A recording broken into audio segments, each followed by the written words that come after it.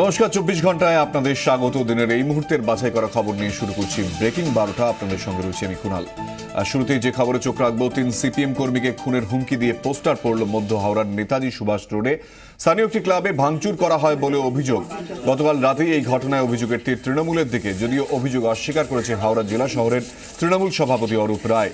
CPM কর্মী সমর্থকরা ইচ্ছাকৃতভাবে এসব করছে বলে পাল্টা অভিযোগ করেছেন তিনি। সমীক্ষা দেখে হয়তো মনে হয়েছে তারা আবার আসছে, সেই হিসেবে হয়তো তারা মনে করেছে, তারা উৎফুল্ল হয়েছে যে সামনে আগামী দিনে তারা এইভাবে তারা ভয় দেখিয়ে করে মানুষকে এখানকে সন্তুষ্ট করে রাখবে। মানে এই আন্দোলনকে ভয় দেখানোর জন্য, সাধারণ মানুষকে ভয় দেখানোর জন্য, এখানে সাধারণ ভোটার বা সাধারণ মানুষ তাদেরকে সন্তুষ্ট করার জন্য আজকে এই কাজটা করেছে। হাওড়ায় বোমাবাজি হুমকির ঘটনায় তৃণমূলকে কাঠগড়ায় তুলেছে স্থানীয় বাম নেতৃত্ব। কাল এক্সিট পোল সামনে আসার পরই এলাকায় তাণ্ডব চালায় শাসক দল, অভিযোগ স্থানীয় সিপিএম নেতার। তবে হাওড়ার ঘটনায় শাসক দলের যোগ অস্বীকার করেছেন জেলা তৃণমূল সভাপতি অরূপ রায়। কুৎসা ছড়াতে ইচ্ছাকৃতভাবে এসব বলছেন সিপিএম কর্মী সমর্থকরা, দাবি অরূপ রায়। কে হরিদাস পাল, কোন হরিদাস পাল? যে আমরা প্রথম কথা হচ্ছে আমরা কোনো মুন্ডু কাটায় বিশ্বাস করি না, আমরা অহিংস রাজনীতি করি,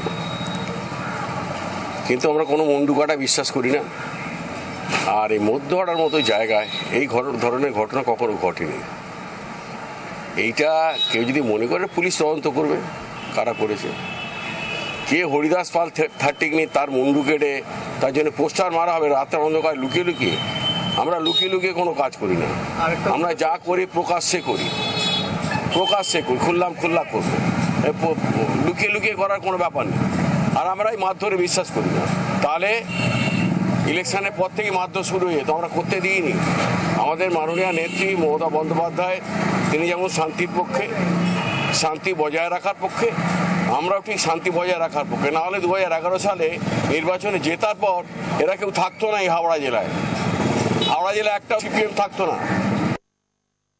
দেবব্রত ঘোষ হাওড়া থেকে আমাদের প্রতিনিধি এই মুহূর্তে আমাদের সঙ্গে রয়েছেন। দেবব্রত, দুপক্ষের বক্তব্য আমরা শুনলাম, গোটা বিষয়টি নিয়ে কি জানা যাচ্ছে?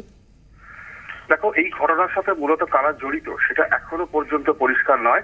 ঘটনার খবর পাওয়ার সাথে সাথেই ব্যাংকটা থানার পুলিশ ঘটনাস্থলে আসে। মধ্য হাওড়ার যে ক্লাবে এই ঘটনাটি ঘটেছে সেখানে পুলিশ জিজ্ঞাসাবাদ করেন ক্লাব সদস্য সহ এলাকার লোকজনদের, কিন্তু কেউই বলতে পারেননি ঠিক কারা এই ঘটনার সাথে জড়িত।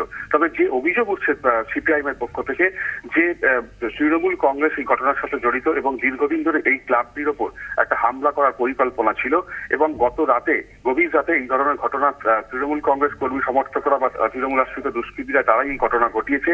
এবং যেভাবে খুনের বোমাবাজির পর এখানে খুনের হুমকি দিয়ে 3 সক্রিয় সিপিএম নেতাকর্মীর হত্যার অভিযোগ বা মাথা কেটে নেবার পোস্টার মারা হয়েছে, তাতে কিন্তু যথেষ্টই চাঞ্চল্য ছড়িয়েছে গোটা এলাকায়। এবং সিপিআইএম কর্মী সমর্থকরা তারাও কিন্তু যথেষ্টই আতঙ্কিত।